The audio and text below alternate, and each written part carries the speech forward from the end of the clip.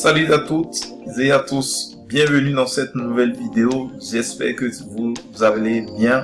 Bienvenue aujourd'hui sur ma chaîne, ici nous parlons de trading, donc si cela t'intéresse, je t'invite à t'abonner à la chaîne et activer surtout la cloche de notification pour être toujours informé de l'apparition de nos vidéos. Aujourd'hui nous allons parler d'un sujet important sur le trading. Il s'agit des supports et résistances. Donc aujourd'hui c'est de ça que nous allons parler dans cette vidéo. Et pourquoi je décide de faire une vidéo consacrée aux supports et résistances? Parce que les supports et résistances constituent la base de l'analyse technique. Si vous voulez maîtriser l'analyse technique, il est primordial pour vous de maîtriser les supports et résistances parce que ce sont ces deux éléments qui vont vous permettre de savoir à quel moment il faut surveiller le marché, à quel moment il faut essayer de voir si on peut avoir des signaux d'achat ou des signaux de vente. Donc il est important pour vous de maîtriser tous ces éléments. Donc je vais vous expliquer tout cela dans cette vidéo pour que vous puissiez comprendre quel est le rôle des supports et des résistances. Donc ici, on va aller à, comme je le dis, support et résistance. Maintenant, on va se demander pourquoi les supports et résistances sont-ils importants en trading. C'est tout simplement parce que la confrontation entre les acheteurs et les vendeurs est plus forte au niveau des supports et résistances. Cela est tout simple.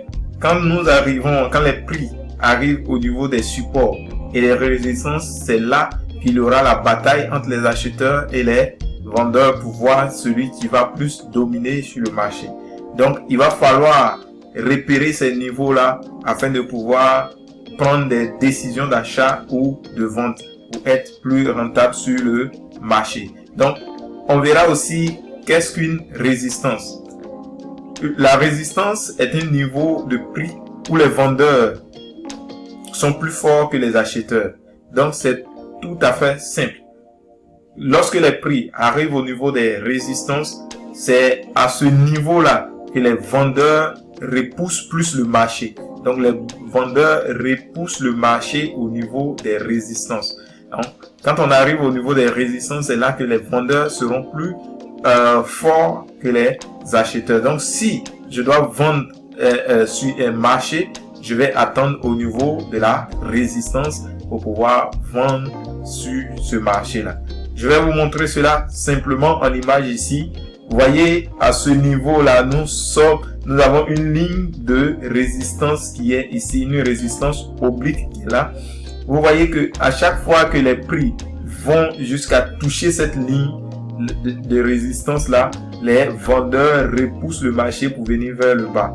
Et les acheteurs vont essayer de reprendre la main. Mais une fois qu'on atteint ce niveau de résistance, les vendeurs vont encore repousser fortement le marché pour venir vers le bas. Donc, ainsi de suite. Donc, c'est au niveau des résistances que les vendeurs ont plus de force que les acheteurs. Donc, si je dois vendre sur un marché, je vais attendre ces niveaux-là.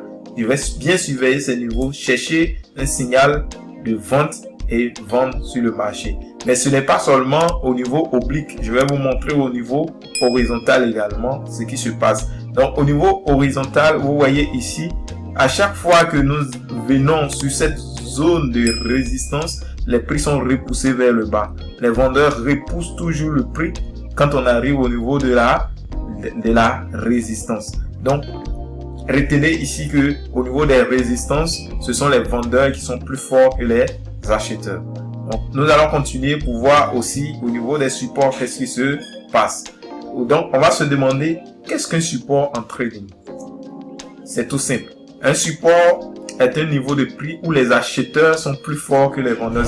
C'est totalement le contraire de la résistance. Quand on parle de support, à ce niveau-là, c'est les acheteurs qui sont plus forts que les vendeurs. Donc, si je veux acheter le marché, je vais attendre qu'on arrive au niveau d'un support pour pouvoir prendre une décision d'achat.